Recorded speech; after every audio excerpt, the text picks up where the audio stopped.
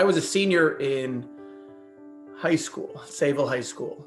I remember we were in, I think it was second period was ending. I was going from AP government, AP government to, we were going to the class ended and we had heard that a plane had hit the towers. One plane had hit one of the towers, but you weren't sure if it was if it was like a tiny little plane or I mean, nobody expected anything, nobody thought of anything when you heard it. We just thought it was an accident. And then we were in third period, I think it was third period, Mrs. Gist. I can't remember the name of the class because it was one of those special classes, but I remember Mrs. Gist. And this is the ones, I was with a whole bunch of my friends, because everybody decided to take the same class as our senior year. And that's when someone came in and I can't remember, I think it was a teacher came in and said a second plane hit the towers, World Trade Center. And then I remember Mrs. Gist let out a huge scream, not a scared scream, but like a wail, it was. And that's when everybody realized something wasn't right. And there were cell phones back then, but not like, today. Nobody was supposed to have them in class, and they weren't iPhones. You can really look stuff up on the internet. Texting wasn't really a thing even back then, as much as as it is to everybody texting, everyone calls. So people tried calling home, and I remember after a while. I'm trying to think. It was, we were in class, and then really just everything stopped for the day, and classes were still supposed to be going on, but nobody was really teaching anything. And I remember going down into the basement. Everybody was pretty sure. Some kids were just leaving school, going home. They were just. School wasn't really enforcing anything at Sayville High School. And I remember I went into the basement. I don't remember why I went into the basement, but I can't remember if I had a classroom, but I was down there and that's where they had the technology. That's where the technology classrooms were. That's where the home ec classroom was. That's where the photography, and they had their own little special teacher's lounge down there with a TV. And that's where I was a senior. I was a school president. So I had a very good relationship with a lot of the teachers and everybody. So I remember going into the room and watching the TV, the news coverage. And it was crazy that day because you were hearing reports, the Pentagon was hit with the plane. They didn't know what else was going on. And I remember people had CNN on and just the false reporting, a bomb went off outside the State Department, rumors of this happening, rumors of that happening. And it was really, scary because you didn't, you thought all this was happening. You just didn't realize that, things were coming so quickly into the press that they were just reporting them without, verification because, what had happened. So I remember watching a whole bunch of stuff that was reported happened, but didn't. But it was myself. I think I was the only student in the class. I remember it was Mrs. Garzione was a Spanish teacher, and she was downstairs watching with us, and Mrs. Gwendell, and God, it's funny I haven't said those names in 20 years, but it's amazing when they pop into your head. And I remember watching and just I remember the teachers were just so upset as well. I mean, you don't realize if I think back, I don't know if I realized how bad it was. I mean, how bad it was, but, it's just really how bad it was. If I was an adult, if I was my age then, now, if I was what I was now back then, I think it would have been just much more devastating. It was devastating, but, as a high school student, I didn't know anybody that worked.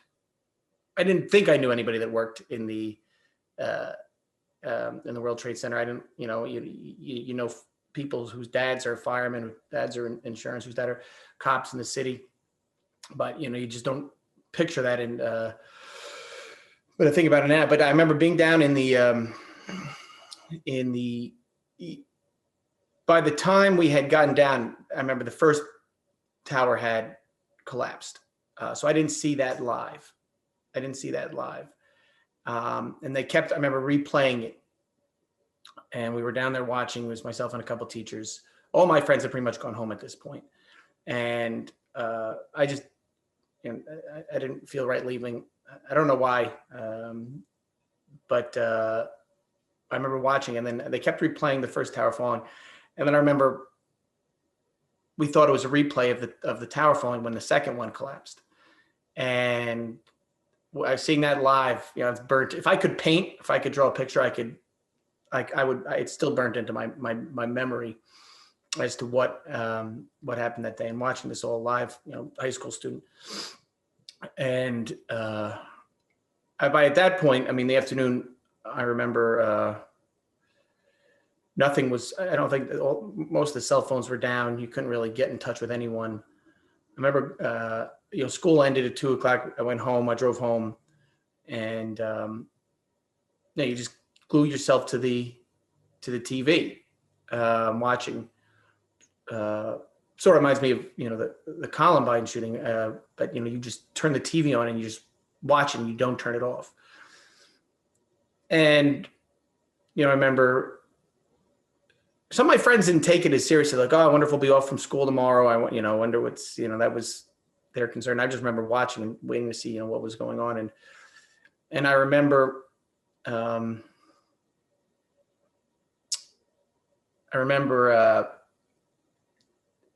just wondering what else was happening. Because at this point you had heard just about the 4 planes and, you know, what was going to happen next. And I didn't go to bed. You know, because, you know, high school, you got to be in school, but I think the first bell's at 7:30 a.m. So you got to be up and ready to go. You know, you used to get there to school early to stay with your friends at 7 a.m. So you were up very early. And I remember, I don't think I went to bed until, you know, well into the early morning, because you just were watching and just, you know, the visuals, you know, I remember every news channel, 11, 4, 5, everything was just covering it live. And I remember, you know, I don't remember how I slept that night, but I remember getting up to school the next day, and the school went on and everybody went in, and, you know, I remember this is funny that I just thinking about this. I remember we had Spanish class. We were in Mrs. Gwendel's class, and Mrs. Garzione came in. She was one of the teachers who was in the basement that when we were watching it together. And I guess I had, you know, when she was so upset watching, I guess I was rubbing her back and, you know, trying to console her.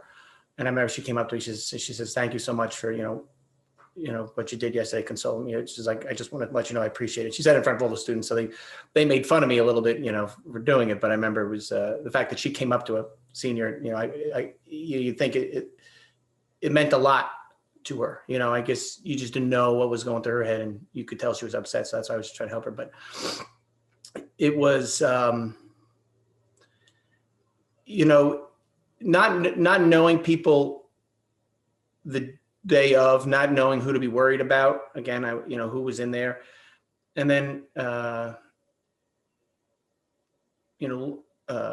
learning about people after the fact who had lost people, you know, I think it was a bad day, you know, for me, but I mean, if I knew who was in there and what had happened, and, you know, I think I would have been I was just so young, you know, senior. I was 17, I think, not even, I was turning 17. I was 16 as a senior. I was turning 17 2 weeks later. But I remember it, you know, just knowing after the fact how many people were affected and how many people died, how many firemen and people that we knew who lost loved ones. I mean, one of my best friends, Bubba, his neighbor, really great guy, lost his daughter. You know, I mean, you just didn't even, and I would never have known that she worked in the World Trade Center. You know, we lost a fireman. I've known much more people that have died in the after effects from the first responders that are still dying. So that's what they get. And now it's weird because, we still see the effects here in New York of that day 20 years ago. But a lot of other people across the country don't, they don't know that people are still sick. People are still dying. So it's, so it's like that day last, every time, you just, somebody brings up, somebody's got sick, 9/11 related illness, it brings it a little back, but a lot of people don't, across the country, you realize when you talk to them, they don't realize it's as bad as it is. So, but it's, I remember that. I think Mrs. Gist's wail in the class, when she almost, I don't think I'll ever forget that when we found out that their second tower had been hit with a plane, because that's exactly the moment we knew that this was not an accident. And I think that'll always, remember she she was a short lady. So I remember she just got, I don't know if she dropped to her knees but she was just devastated. And just, you hear that. And again, that's like it's burned into my brain. So. Were regular classes held, or did you discuss in class in the following days what happened? How was it handled by the teachers and the administration? I think, nobody knew how to react to it. A lot of people were walking on eggshells. I don't remember having, I think people were just waiting to see what happened with the aftermath. It was also new, the recovery effect was, to people in there, it was, so there wasn't an original reaction, I think, right away. I think people were just walking on eggshells. They tried to, it was regular classes, but I don't think much was learned that week. I don't think much was taught.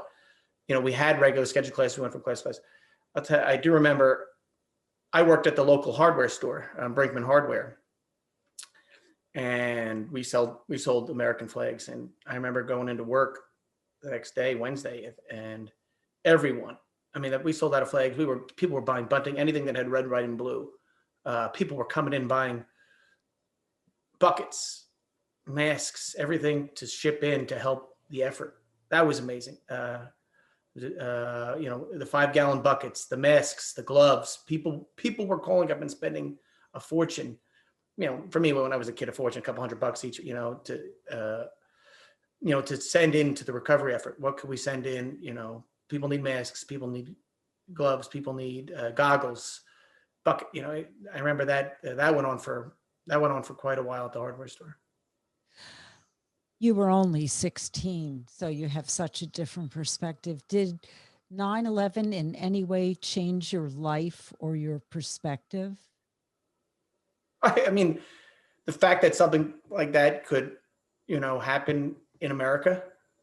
It was, I imagine it was the same way people felt after Pearl Harbor. It's like, you just didn't expect that would happen here. You always see that things like this happen in other places. And, it brought it home. And again, it's, that day, it didn't just end that day, the lasting effects of that, and what it has had on,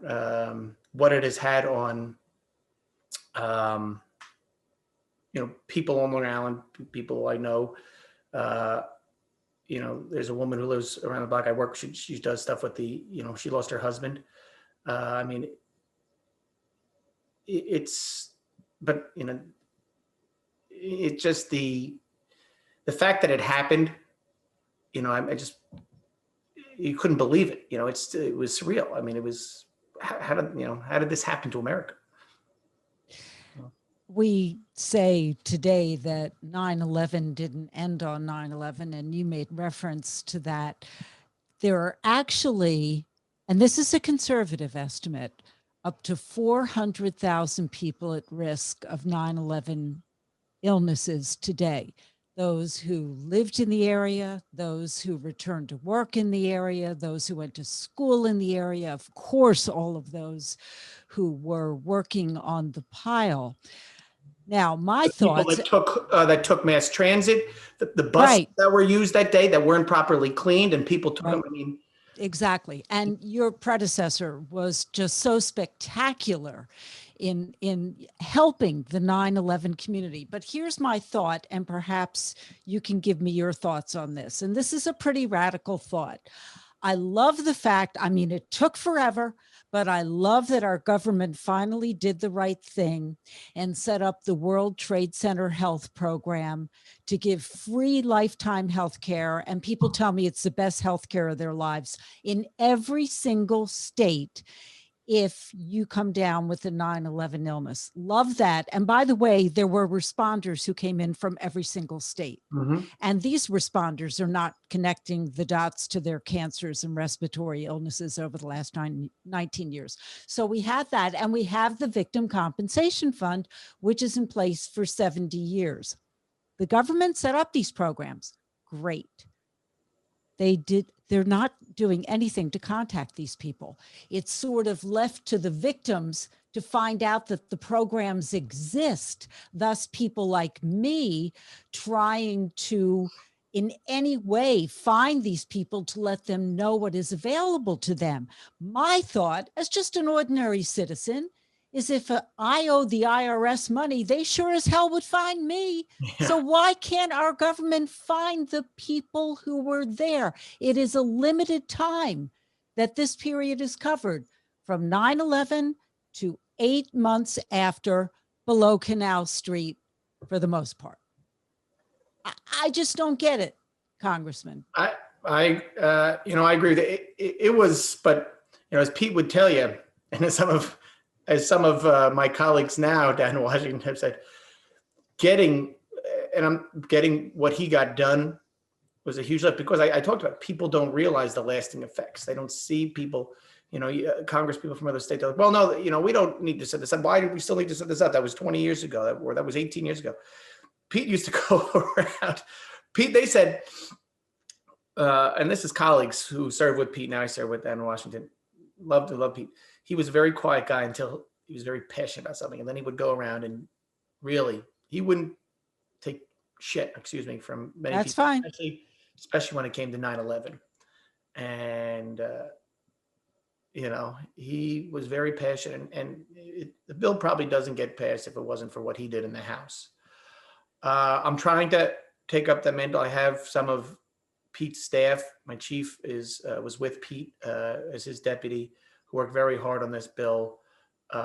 There's still a lot more that has to be done. I'm working on something with Congressman Nadler and some other members right now on this, dealing with the Victim Compensation Fund and making sure that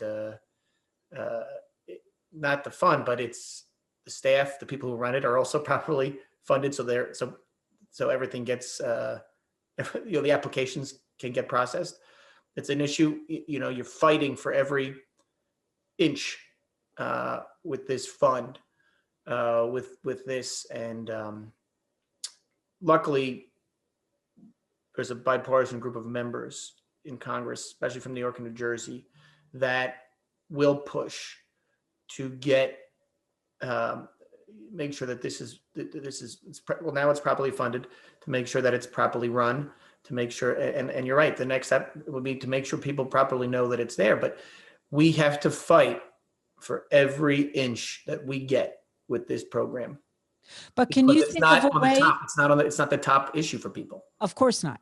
Yeah. However, it is going to be at the forefront, seeing that we're coming up on the 20-year commemoration. It is absolutely the appropriate time to say, hey, find these people, contact them, tell them what help is available. Tell them that if she had breast cancer and she was there, that's the number one 9/11 cancer in women. Prostate cancer is the number one in men. In men, and overall skin cancer is the number one 9/11 cancer. So I guess I'm sort of imploring you to help to find these people. No, listen, yeah, we have to do it. And we set up this fund. We need to make sure people know exists. You're right. That's a huge problem, not just with this one, but with most of what happens, with congressional or state, anything that's done with the government, people don't know it exists. So I think that's a very good idea. I think that's something that, you're right. It can't be that hard to find people, or at least to notify them, you're right, and it's something that we have to work on. There is a group of 9/11 members and staff that work very closely on this, and that's something that I'll bring up with them. That's just to make Thank sure. you. And if I can help in any way, Well, listen, you probably know more people that we have to reach out to than we do. So, is there anything else you'd like to add? And thank you for sharing. no, I mean, it's just it's amazing, again, 20 years ago. And I'll tell you, I hadn't been down it. I hadn't been able to make it to the site. I haven't done the museum yet. I just wasn't ready. I went this year for the first time because the Port Authority police asked me to speak at their at the memorial. They do a little, COVID was still, so it wasn't highly attended, but they were doing a memorial down at the site, and I had not been in there since it happened, and I just could. I mean, I had been up to 2 blocks away, and I just couldn't bring myself to go. And when I was invited, I said, "All right, this is it. This is the time." And I went, and I remember the holes in the ground where the buildings were is very it's a very difficult thing to see. I mean, even when I was 16, it's just after 20 years, you'd think, I don't know, I hadn't been there. I couldn't bring myself to go, and this was the first year, and the holes in the ground is just a very, it was tough, but I'm happy I went in, and and next time I want to go see the museum because I've heard it's a must see. But I'm going to do what I can to continue the work my predecessor did, Pete King, and we have to.